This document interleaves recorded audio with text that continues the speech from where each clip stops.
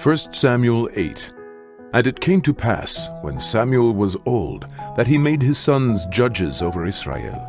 Now the name of his firstborn was Joel, and the name of his second Abijah. They were judges in Beersheba. And his sons walked not in his ways, but turned aside after lucre, and took bribes, and perverted judgment. Then all the elders of Israel gathered themselves together, and came to Samuel unto Ramah, and said unto him, Behold, thou art old, and thy sons walk not in thy ways. Now make us a king to judge us like all the nations. But the thing displeased Samuel, when they said, Give us a king to judge us. And Samuel prayed unto the Lord. And the Lord said unto Samuel, Hearken unto the voice of the people in all that they say unto thee, for they have not rejected thee, but have rejected me, that I should not reign over them, according to all the works which they have done since the day that I brought them up out of Egypt, even unto this day, wherewith they have forsaken me, and served other gods, so do they also unto thee.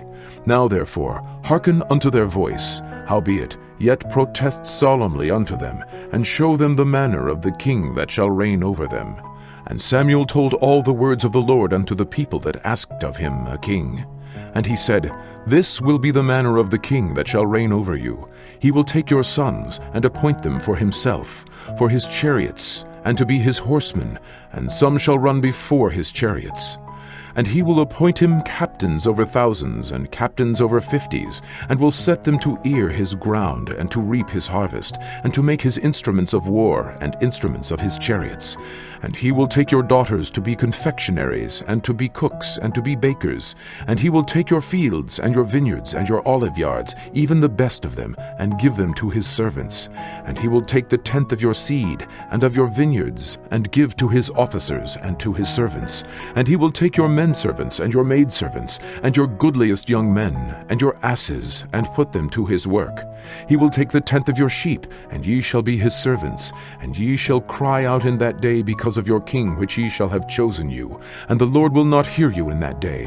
Nevertheless the people refused to obey the voice of Samuel, and they said, Nay, but we will have a king over us, that we also may be like all the nations, and that our king may judge us, and go out before us, and fight our battles. And Samuel heard all the words of the people, and he rehearsed them in the ears of the Lord. And the Lord said to Samuel, Hearken unto their voice, and make them a king. And Samuel said unto the men of Israel, Go ye, every man unto his city. 1 Samuel 9.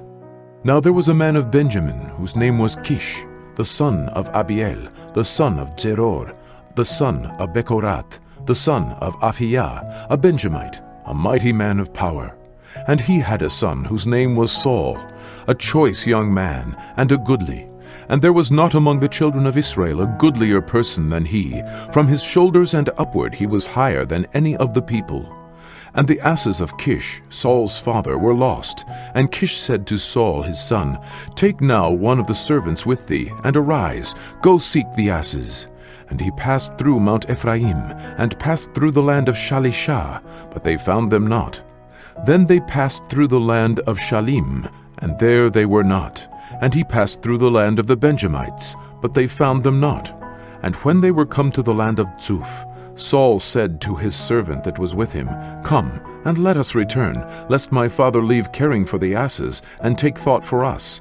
And he said unto him, Behold now, there is in this city a man of God, and he is an honorable man. All that he saith comes surely to pass. Now let us go thither, peradventure he can show us our way that we should go. Then said Saul to his servant, But behold, if we go, what shall we bring the man? For the bread is spent in our vessels, and there is not a present to bring to the man of God. What have we? And the servant answered Saul again, and said, Behold, I have here at hand the fourth part of a shekel of silver. That will I give to the man of God, to tell us our way. Beforetime in Israel, when a man went to inquire of God, thus he spake, Come, and let us go to the seer, for he that is now called a prophet was beforetime called a seer. Then said Saul to his servant, Well said, come, let us go. So they went unto the city where the man of God was. And as they went up the hill to the city, they found young maidens going out to draw water, and said unto them, Is the seer here? And they answered them and said, He is. Behold, he is before you. Make haste now, for he came today to the city, for there is a sacrifice of the people today in the high place. As soon as ye be come into the city, ye shall straightway find him, before he go up to the high place to eat, for the people will not eat until he come, because he doth bless the sacrifice, and afterwards they eat that be bidden. Now therefore get you up, for about this time ye shall find him. And they went up into the city. And when they were come into the city, behold, Samuel came out against them, for to go up to the high place.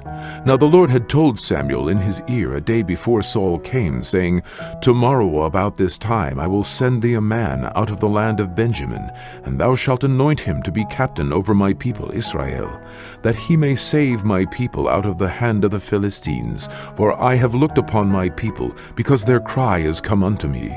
And when Samuel saw Saul, the Lord said unto him, Behold, the man whom I spake to thee of, this same shall reign over my people.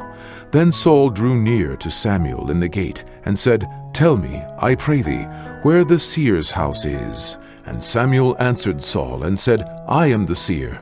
Go up before me unto the high place, for ye shall eat with me today, and tomorrow I will let thee go, and will tell thee all that is in thine heart.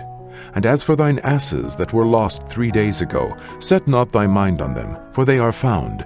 And on whom is all the desire of Israel? Is it not on thee, and on all thy father's house? And Saul answered and said, Am not I a Benjamite, of the smallest of the tribes of Israel? And my family the least of all the families of the tribe of Benjamin? Wherefore then speakest thou so to me? And Samuel took Saul and his servant, and brought them into the parlor, and made them sit in the chiefest place among them that were bidden, which were about 30 persons. And Samuel said unto the cook, Bring the portion which I gave thee, of which I said unto thee, Set it by thee. And the cook took up the shoulder, and that which was upon it, and set it before Saul. And Samuel said, Behold, that which is left, set it before thee, and eat.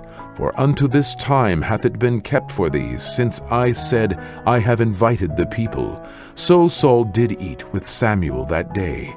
And when they were come down from the high place into the city, Samuel communed with Saul upon the top of the house.